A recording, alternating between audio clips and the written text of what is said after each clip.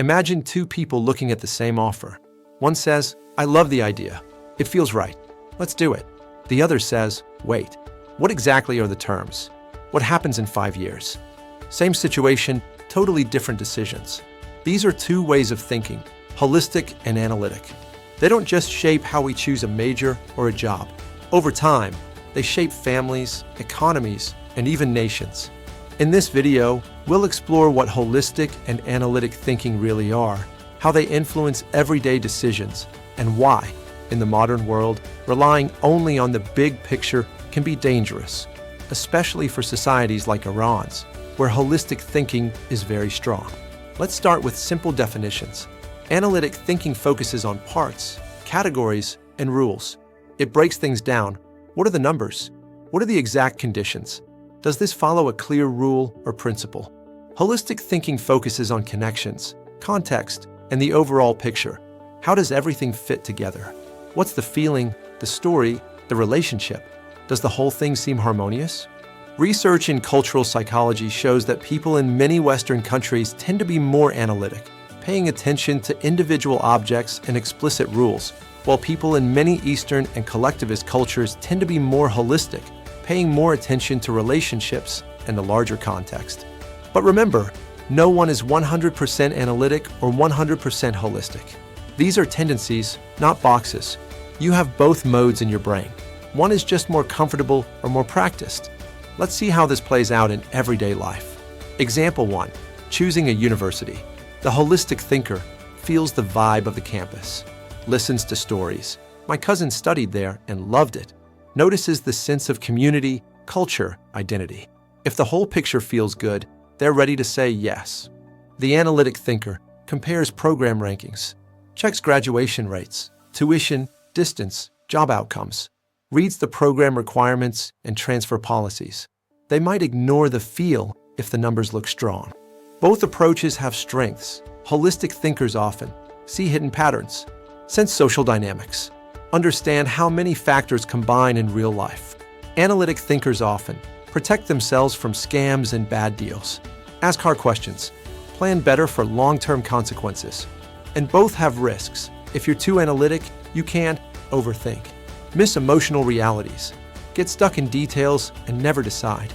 If you're too holistic, you can be seduced by beautiful narratives, ignore crucial details, say yes to things where the fine print quietly destroys the dream.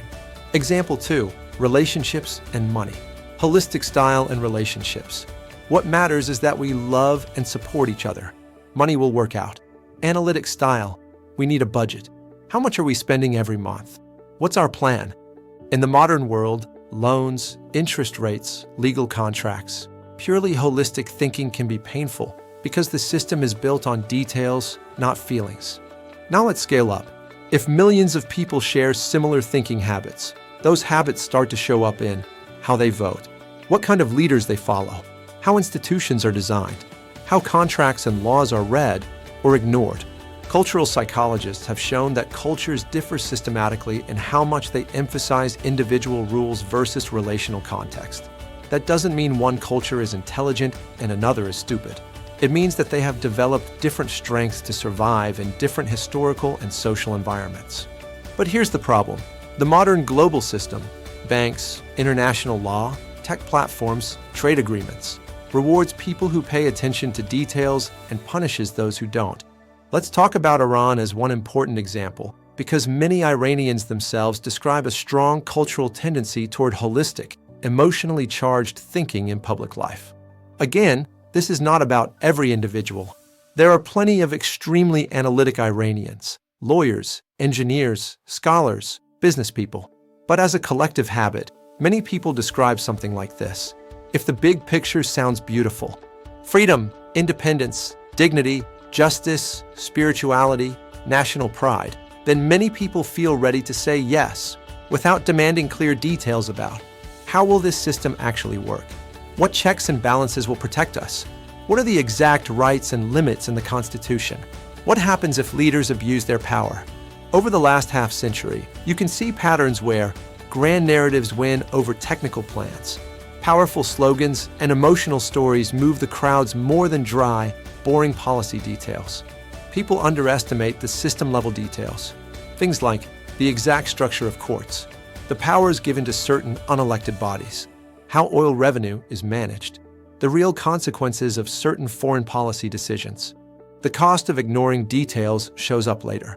Years or decades later, people realize the dream didn't match the reality. The fine print of the political and legal structure gave too much power to some and too little protection to ordinary citizens. Changing the system is now much harder than asking detailed questions in the beginning would have been. This is what happens when a deeply holistic culture operates inside a highly detailed, rule-based global system. The holistic side sees the story. We are a great nation with a proud history. We deserve justice and respect. The modern system, however, responds to details. What exactly is signed? What sanctions are triggered by what action? Who, specifically, has veto power in the Constitution? When the rest of the world negotiates with you in small print, but your population makes decisions based mainly on big emotional narratives, your nation is at a disadvantage. This doesn't mean the holistic, emotional, spiritual side is worthless. In fact, that side gives Iranian culture warmth, poetry, loyalty, a strong sense of identity and meaning.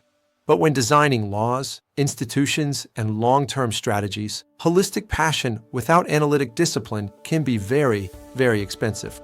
Think about the systems that rule your daily life: bank accounts and interest rates, student loans and mortgages, visa rules and immigration law, social media algorithms, international sanctions and trade agreements.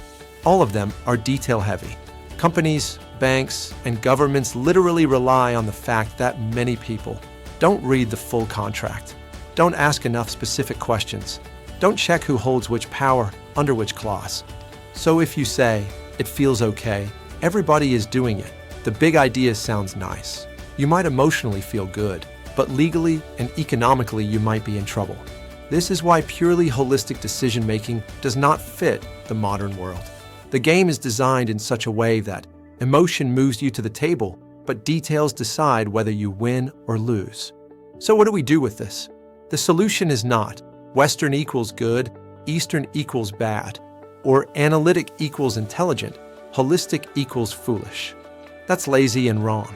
Research on creativity suggests that humans are at their best when they can shift between wide, associative, big picture thinking and narrow, focused, analytic thinking, depending on the situation. Think of it like this: holistic mode, use it to feel the deeper meaning, sense long-term direction, understand relationships and social realities. Analytic mode, use it to read contracts, evaluate policies, plan your finances, decide who should get power and under what conditions. Practical micro-habits you can use. Before you say yes to anything big, a contract, a political promise, a job, even a relationship, ask, what exactly am I agreeing to? Force yourself to name 3 to 5 specific details. Who benefits and how in concrete terms? Not just the people or the nation, but which groups, which institutions. How can this go wrong? Imagine the worst-case scenario before you commit. What does the fine print say? In life and politics, fine print can mean the small legal clauses, the unwritten power structures, the historical patterns you're repeating. For societies like Iran's, where holistic, emotional, narrative-driven thinking is very strong, the challenge of the 21st century is to add a culture of analytic questioning, not to erase identity, but to protect it more intelligently. Every nation is, in some sense, the sum of millions of small decisions. If a society mostly says yes because the story feels right, without checking the details, its future will be decided by whoever writes the fine print. If a society can love big ideas and interrogate the details, it becomes much harder to fool, control, or exploit. So, ask yourself, when you listen to a speech, do you just enjoy the feeling? Or do you also look for the mechanism? When you see a beautiful promise, do you ask, show me the structure behind it? Holistic and analytic thinking are both part of being human. But in the modern world, the people and nations who learn to combine them wisely are the ones who will suffer less and shape their own destiny more. Don't stop dreaming in big pictures. Just make sure you read the fine print of your future.